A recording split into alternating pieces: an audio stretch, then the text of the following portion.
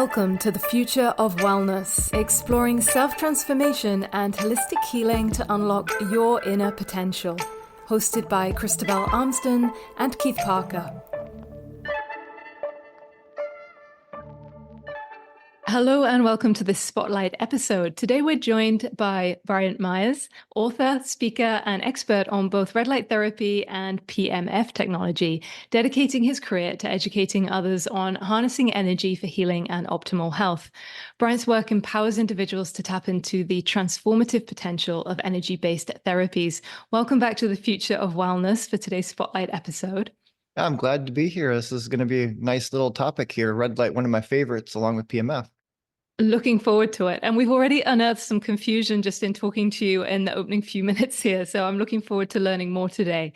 For those unfamiliar, could you explain initially what red light therapy is and how it works at a fundamental level? So what is it that makes it unique compared to other modalities in energy medicine? Yeah, red light therapy is it's using light to create energy in the body. So the interesting thing about red light is we do get it from the sun. In fact, a big portion of the sunlight is both the red and near infrared, which is used in red light therapy panels. And the interesting thing is nature's learned how to harness this energy or this light energy to create ATP and energy in the cells in the mitochondria. And it does this in a similar way that solar panels work. It just, solar panels, you're getting a photon of light and it creates like an electricity that goes to your house. And each solar panel is rated for a certain wavelength. And so in the cells, the mitochondria has cytochrome C oxidase, which has this range of wavelengths that can absorb, just like solar panels, light to create electricity, which is the form of ATP. So the electron transport chain is like an electrical flow that's ultimately creating ATP energy. So the interesting thing about red light, though, is the deepest penetrating of all the wavelengths of light. So you can do a little experiment with a flashlight in a dark room. You ever do that? You put your flashlight on the other side of your hand, and you can see the light come through. What color comes through? It's red, right? And that's because red light and near infrared are the deepest penetrating wavelengths of light of all the wavelengths, so the deepest penetrating.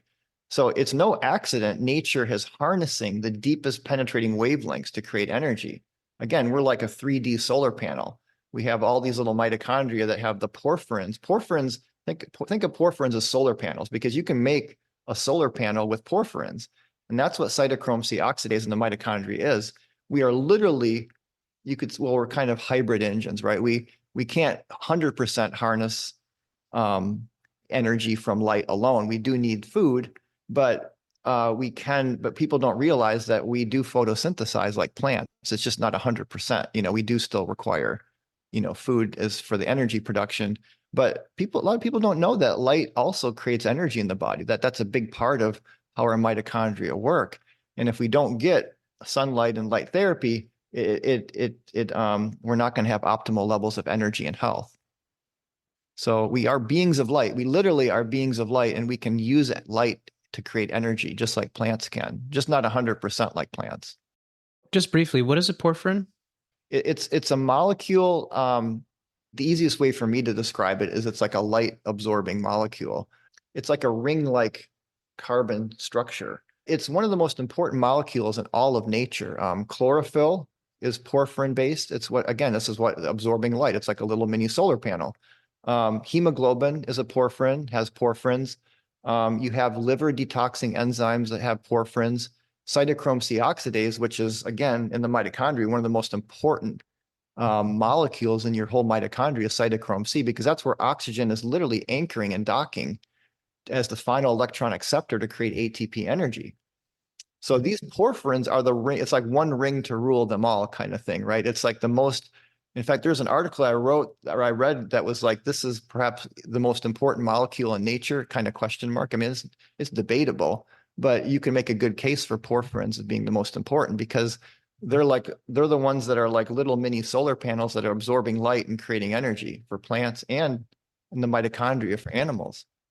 Could you just describe, so red light therapy, people basically buy panels that have the emission of the frequency of red light? Right.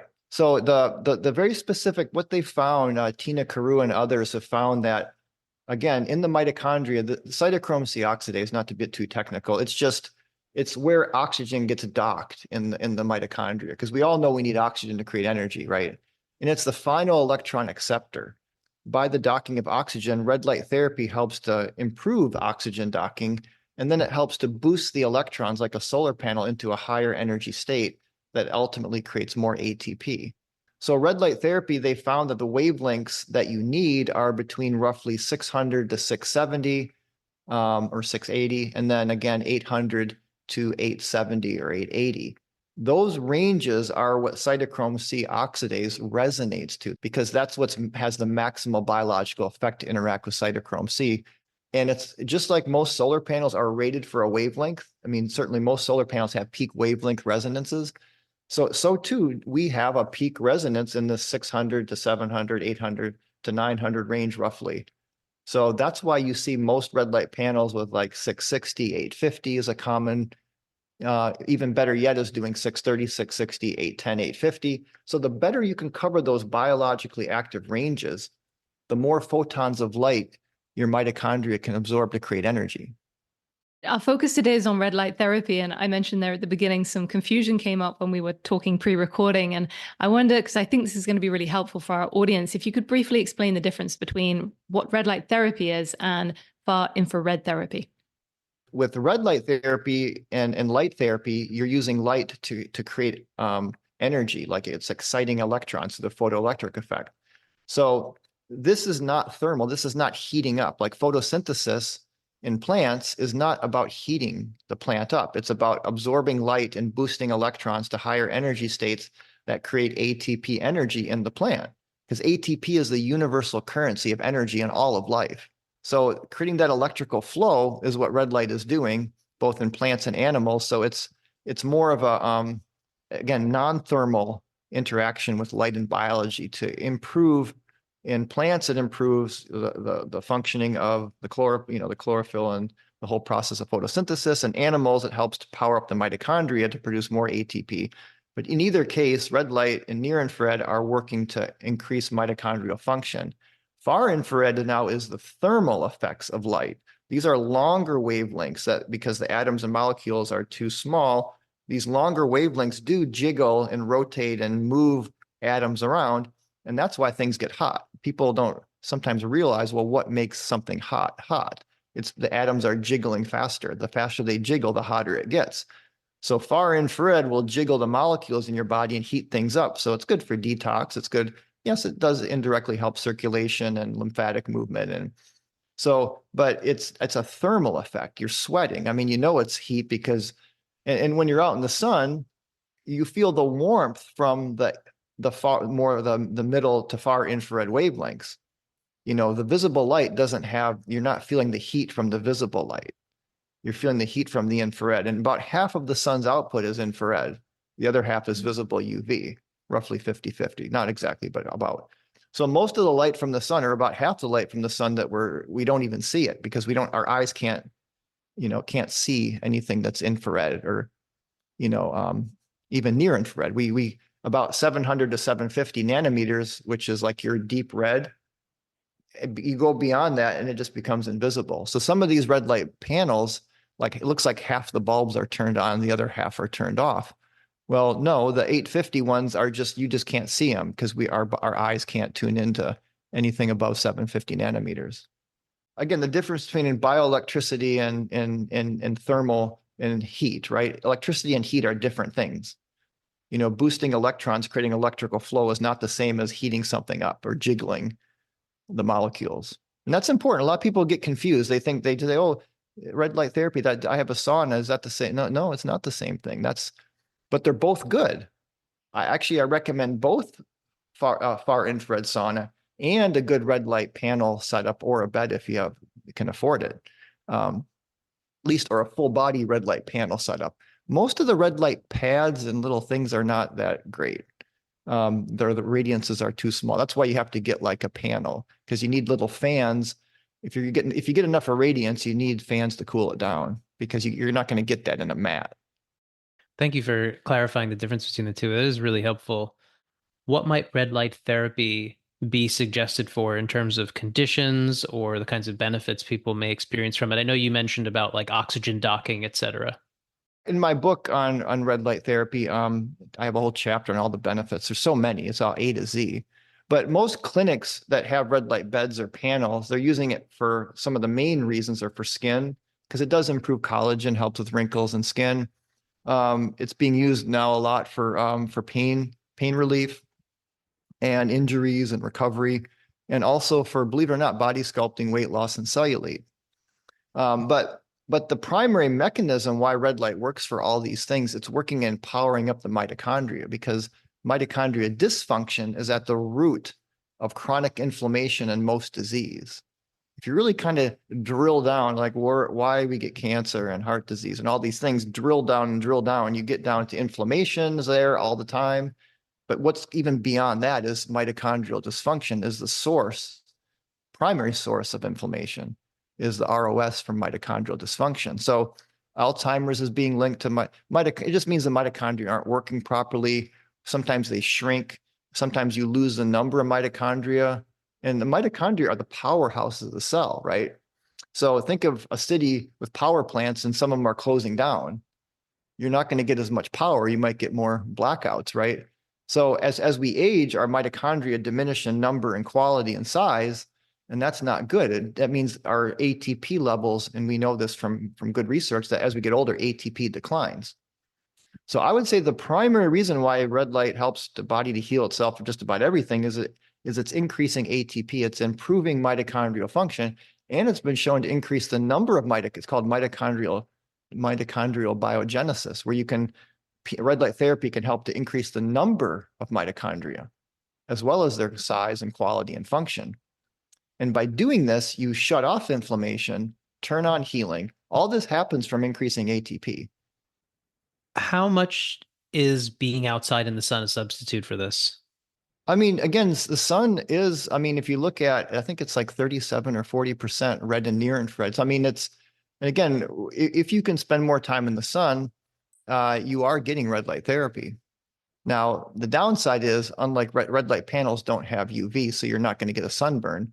Or if you go spend too much time in the sun, you get a sunburn and cause skin damage, where you won't get that with red light. But the problem also is that the average person is spending 93% of their time indoors or inside cars. We're not getting enough sunlight. That's the other problem. So yeah, in a perfect world, if we could spend time out in nature, we'd be getting nature's PMF. We'd be getting barefoot. We would be getting natural microcurrents from the earth.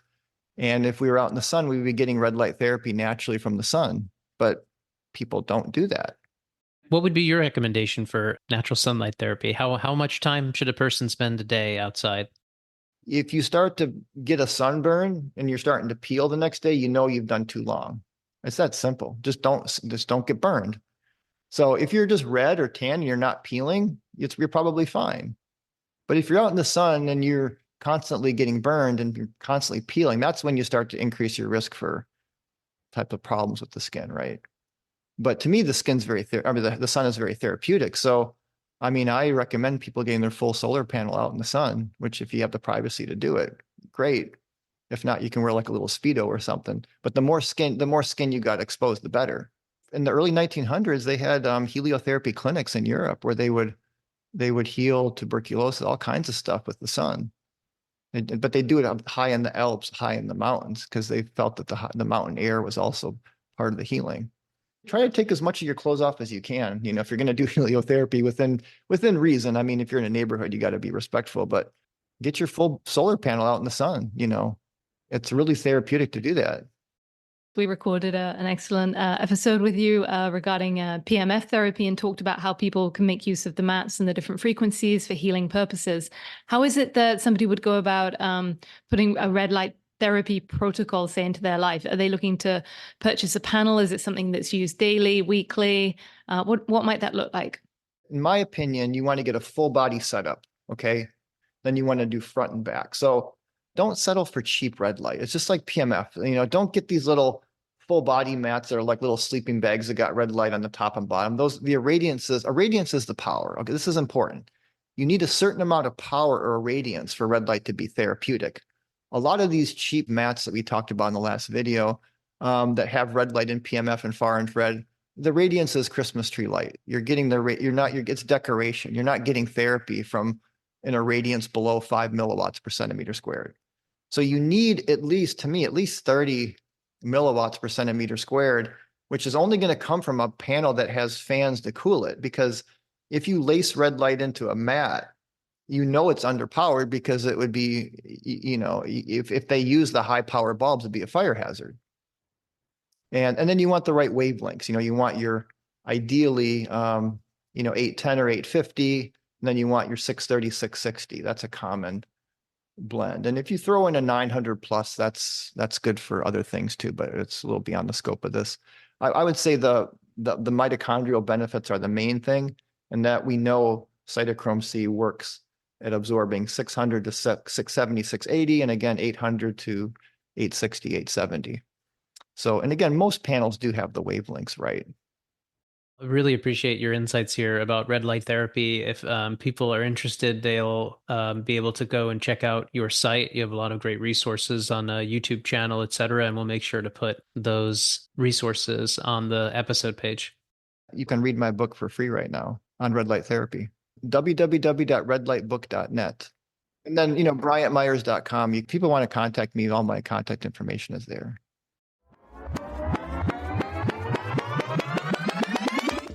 Thanks for being a part of the Future of Wellness. Be sure to subscribe and leave a review. It helps us reach more people and to make great episodes like this one.